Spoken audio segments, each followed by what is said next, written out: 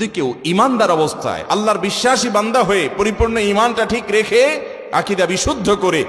সে যদি নেক আমল করে, সে হোক নারী হোক পুরুষ, সমান অধিকারের ক্ষেত্রে, হোক নারী হোক পুরুষ, যেই হোক না কেন, যদি ঈমান আনার পরে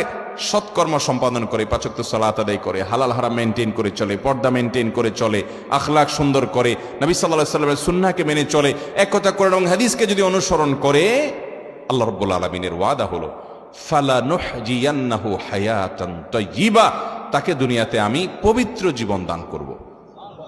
যদি কেউ নেক আমল করে, আল্লাহর ওয়াদা হলো আল্লাহ সুবহানাহু ওয়া তাআলা তাকে পবিত্র জীবন দান করবেন, সুখের জীবন দান করবেন। সে নির্মল পরিচ্ছন্ন ফ্রেশ জীবন উদযাপন করবে, উপভোগ করবে। ওয়ালা নাজজিয়ান্নাহুম আজরাহুম বিআহসানি মা কানু ইয়ামালুন, দুনিয়াতে যে সে আমল করেছিল এর জন্য আল্লাহ বলছেন যে আমি তাকে অবশ্যই অবশ্যই তার কর্মের সর্বোত্তম বিনিময় দান করব আখিরাতের জান্নাতের মাধ্যমে। তাহলে এই আয়াতগুলো বলছে যে আমরা যদি নেক আমল করি, ভালো কাজ করি, আমাদের ভাগ্য সুপ্রসন্ন হবে ইনশাআল্লাহ।